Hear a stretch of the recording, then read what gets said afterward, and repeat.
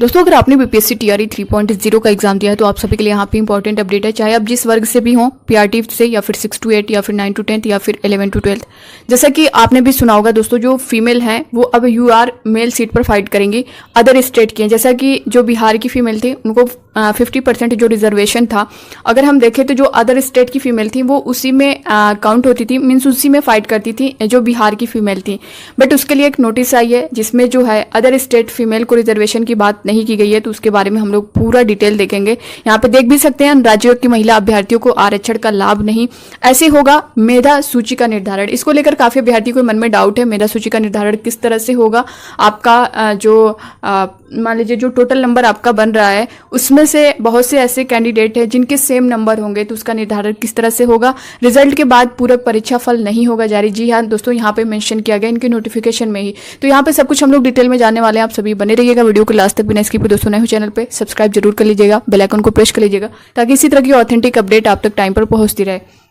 यहाँ पे जो नोटिस है दोस्तों देख पा रहे होंगे, इसमें जो मेंशन किया गया है प्रश्न और उत्तर में देख पा रहे होंगे। प्रश्न किया गया है दैनिक समाचार पत्र में दिनांक 22/5/2024 को प्रकाशित बाहरी अभ्यर्थियों को भी मिल गया आरक्षण का लाभ। शीर्षक को ध्यान में रखते हुए क्या मंत्री शिक्षा विभाग यह बतलाने की कृपया करेंगे कि क्या यह बात सही है कि शिक्षक भर्ती परीक्षा प्रथम और दूसरे चरण में दूसरे राज्यों की महिलाओं और दिव्यांगों को आरक्षण का लाभ दिया गया है, जबकि बिहार अधिनियम 3/1992 के अधीन राज्य के मूल निवासी को ही आरक्षण का लाभ देने का प्रावधान है। यदि हाँ, तो सरकार राज्य के बाहर के महिला और दिव्यांगों को शिक्षक भर्ती में उक्त नियम की अनदेखी करने वाले पदाधिकारियों पर कौन सी कार्रवाई करने तथा इसकी पुनरावृत्ति को रोकने के लिए कौन से कदम उठाने का विचार रखती है, नहीं तो क्यों। इसके जवाब में यहाँ पे देख सकते हैं क्या बोला गया है शिक्षा विभाग बिहार की तरफ से। वस्तु स्थिति यह है कि राज्य में आरक्षण का लाभ राज्य के मूल निवासियों को ही है। आप यहाँ पे देख सकते हैं ये शिक्षा विभाग की तरफ से बोला गया है कि जो आरक्षण का लाभ है वो बिहार के निवासियों के लिए ही है। इस संबंध में CWJC संख्या 3270 अपन यहाँ पे 2024 इब्तिशाम शाहीन बनाम बिहार राज्य एवं अन्य में माननीय उच्च न्यायालय द्वारा दिनांक 1/4/2024 को यहाँ पे देख सकते हैं आदेश पारित है, जिसमें यह स्पष्ट किया गया है कि बिहार राज्य के बाहर के महिला अभ्यर्थियों को आरक्षण का लाभ दे नहीं होगा, जिसमें राज्य के सभी जिला शिक्षा पदाधिकारियों को आवश्यक करने हेतु निर्देशित किया गया है। तो यहाँ पे दोस्तों आप देख सकते हैं अभी तक जो चीजें चल रही थी, जो कहा जा रहा था, जैसा कि अगर आपने टीआरई 1.0 में और 2.0 में देखा होगा, जो रिजर्वेशन बिहार की फीमेल को मिला है 50% का, उसी पर जो है अदर स्टेट की जो फीमेल कैंडिडेट हैं, फीमेल महिलाएं फीमेल हैं, उनका जो है जो सिलेक्शन हो रहा है वो इसी पर हो रहा है। यानी फीमेल का जो रिजर्वेशन है 50% वाला उसी फीमेल के साथ हो रहा है। और यूआर का जबकि ऐसा नहीं है, तो ये जो अदर स्टेट मेल हैं उनका यूआर में हो रहा है, यूआर मेल में जो बिहार के मेल हैं उनके साथ, और जो फीमेल हैं उनका भी इस तरह से मांग की गई है उन अभ्यर्थियों के द्वारा कि जो यूआर की सीट है उसी पर जो है उनका सिलेक्शन होना चाहिए, न कि जो रिजर्वेशन दिया गया है उस पर होना चाहिए। तो ये चीजें जो निकल के आई हैं यहाँ पे जो आपने देखा है अभी, जिसमें यह स्पष्ट किया गया है कि बिहार राज्य के बाहर के महिला अभ्यर्थियों को आरक्षण का लाभ दे नहीं होगा, जिसमें राज्य के सभी जिला शिक्षा पदाधिकारियों को आवश्यक कार्य करने हेतु निर्देशित किया गया है। अब देखिए दोस्तों, यहाँ पे जो न्यूज़ है ना, इसको लेकर के काफ़ी बच्चे कमेंट भी कर रहे थे कि मैम ये कितना सही है, और जो है पूछा जा रहा था ये सारी चीज़ें कि इस बार कहीं ऐसा तो नहीं है जैसा टीआरई 1 टीआरई 2 में तो चला बस, बट जो है टीआरई 3.0 को लेकर के उनको डर बना है कि हम यूआर जो है मेल में काउंट होंगे। तो दोस्तों देखिए, यहाँ पे मैं आपको साफ बता दूं कि सीटेट का जो आपका मैटर था जो चल रहा था, जिसमें अदर स्टेट की जो फीमेल थी उन्होंने 82 से 90 जिनका नंबर था उन्होंने भी अप्लाई कर दिया था। यानी जो अगर हम सीटेट में देखें तो जो बिहार की फीमेल है उनको रिजर्वेशन दिया गया है, यानी 55% पर। ये जो है वहां पे जनरल होते हुए भी ये 55% सीटेट में क्वालिफाई है, यानी अगर इनका 82+ है तो ये जो है सीटेट क्वालिफाई हैं और एलिजिबल हैं भर्ती में बैठने के लिए। यही चीजें देखते हुए जो अदर स्टेट की फीमेल थी उनका 82+ था और 90 के बीच था, 82 से 90 के बीच, उन्होंने भी अप्लाई किया और उनका सिलेक्शन भी हो गया टीआरई 1.0 में, टीआरई 2.0 में। तो जैसा कि डॉक्यूमेंट वेरिफिकेशन हुआ आपका नॉर्मली हुआ। अब उसके बाद ये जो आप देख सकते हैं डेट भी 1/4/2024, ये सारी प्रक्रिया चलने के बाद पूरा जो है डिस्ट्रिक्ट वाइज इसका फिर से वेरिफिकेशन हो रहा है। फाइनल जो है वेरिफिकेशन हो रहा है, और इसमें से जितने भी 82 से 90 के बीच जितने भी कैंडिडेट हैं उनको बाहर किया जा रहा है। जो फीमेल कैंडिडेट, ज़्यादातर फीमेल ही है क्योंकि उन्होंने 82 से 90 पे ही अप्लाई किया है। उनके जितने बाहर हो रहे हैं वो अदर स्टेट की हैं, यूपी की, झारखंड की, इस तरह की फीमेल है, तो उनको जो है यहाँ पे बाहर किया गया है।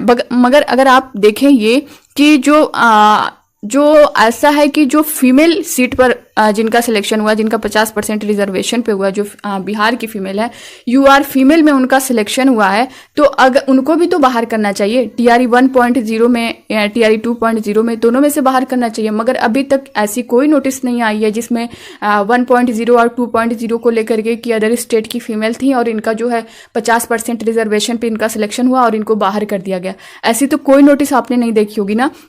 तो यही रूल यहाँ पे आप इस चीज़ को समझिएगा, क्योंकि इसको लेकर के काफ़ी अभ्यर्थियों के कमेंट आए थे, इस तरह की नोटिस उन्होंने मुझे भेजी है कि मैम क्या ये सही है, कितना सही है। तो दोस्तों देखिए, ये आपका सीटेट के लिए है, ना कि आपके जो आपकी भर्ती है, ये एलिजिबिलिटी टेस्ट जो था सीटेट के लिए है। ऐसा नहीं है कि जो आपका जो रिजर्वेशन दिया गया है फीमेल 50% पर जो फीमेल में है, उसी में अदर स्टेट की जो फीमेल है उसी पर फाइट करेंगी, ना कि यूआर मेल पर करेंगी। ऐसी कोई नोटिस जारी नहीं हुई है अभी। अगर ऐसा कुछ भी रहता तो ये आप डेट देख पा रहे होंगे पहले से 22/5/2024 से 1/4/2024। तो ये जो नोटिस आ रही है डिस्ट्रिक्ट वाइज सीटेट को लेकर के, तो ये पहले ही ये लोग बाहर हो गए होते, यानी टीआरई 1.0 के जो कैंडिडेट है टीआरई 2.0 के हैं। तो इसको लेकर के अभी तक कोई नोटिस नहीं आई है कि किसी अदर स्टेट वाले जो थे वो 50% रिजर्वेशन पे इनका चयन हुआ था, इनको बाहर किया जा रहा है। ऐसी कोई नहीं आई है। सीटेट को लेकर के आई है, एसटीटी को लेकर के आई है, जिनका एसटीटी में कम नंबर था अदर स्टेट वालों का, उनको बाहर किया गया है। जो फेक डॉक्यूमेंट आईडी यूज़ किए हैं, सर्टिफिकेट यूज़ किए हैं, उनको बाहर किया जा रहा है। और जो दिव्यांग थे अदर स्टेट के होते हुए भी उनको सिलेक्शन हुआ है वहाँ पे, उनको भी बाहर किया जाएगा। तो ये सारी चीज़ें हैं, मगर इसको लेकर के मैंने आप सभी को कंफर्म कर दिया दोस्तों, ये आपका सीटेट के लिए, ना कि उसके लिए। तो यहाँ पे आप सभी को इसको लेकर के मैंने बता दिया है। अब दूसरा दोस्तों, यहाँ पे जो काफ़ी अभ्यर्थियों के कमेंट आ रहे थे मेधा सूची को लेकर के, तो दोस्तों देखिए यहाँ पे साफ तौर पर मेंशन किया गया, आप देख सकते हैं। अध्यापकों के लिए मेधा सूची का निर्धारण लिखित परीक्षा के कुल प्राप्तांक भाग 2 एवं भाग 3 के आधार पर आयोग सफल अभ्यर्थियों की औपबंधिक मेधा सूची तैयार करेगा। भाग 2 और भाग 3 को आप समझ पा रहे होंगे, जो आपका जीएस का पेपर है और आपका जो टोटल 80 क्वेश्चन का जो सब्जेक्ट वाला नंबर है। अब यहाँ पे देख सकते हैं, लिखित परीक्षा वस्तुनिष्ठ के कुल प्राप्तांक समान होने की स्थिति में चयनित विषय भाग 3 का प्राप्तांक तथा चयनित विषय में समान अंक होने की स्थिति में भाषा वार्ता विषय के अंक प्राप्त के अनुसार मेधा क्रम निर्धारित होगा।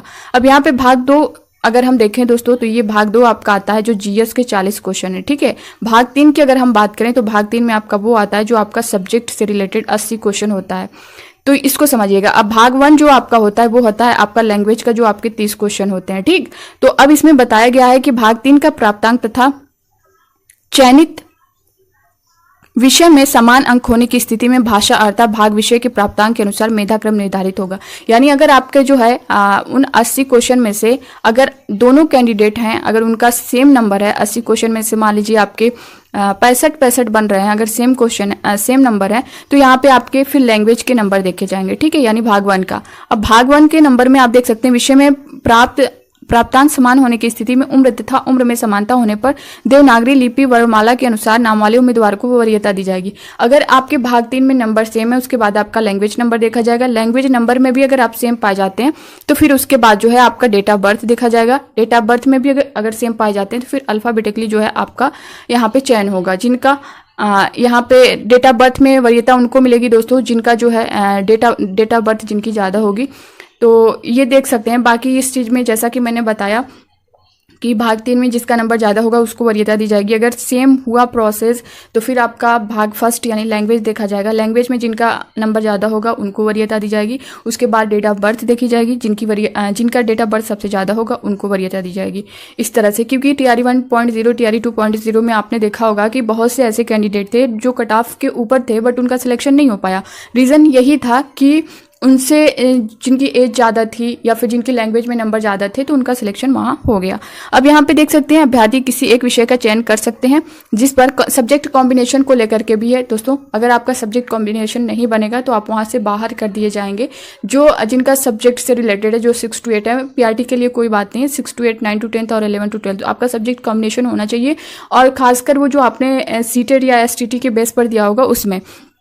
अब यहाँ पे अगर हम जो है परीक्षाफल की बात करें, औपबंधिक परीक्षाफल प्रकाशन के पश्चात पूरक परीक्षाफल प्रकाशित नहीं किया जाएगा। देखिए यहाँ पे साफ तौर पे मेंशन किया गया है इनकी नोटिफिकेशन में। सप्लीमेंट्री रिजल्ट की जो बात होती है, अगर आपका रिजल्ट आ जाता है तो उसके बाद जो बची हुई सीट है उस पर मांग की जाती है कि सप्लीमेंट्री रिजल्ट जारी किया जाए। जैसा कि आपने TRE 1.0 TRE 2.0 में देखा होगा कि अभ्यर्थियों द्वारा मांग की जा रही थी। तो यहाँ पे पहले से मेंशन किया गया है कि परीक्षा फल प्रकाशित नहीं किया जाएगा, पूरक परीक्षा फल यानी सप्लीमेंट्री आपका रिजल्ट जारी नहीं होगा। तो आपके लिए यही मौका है मांग करने की, नहीं तो बाद में यही होगा कि हमने पहले से नोटिफिकेशन में मेंशन किया था। तो आप पहले से ही मांग करें 1 कैंडिडेट 1 रिजल्ट की और रिजल्ट से पहले DV की।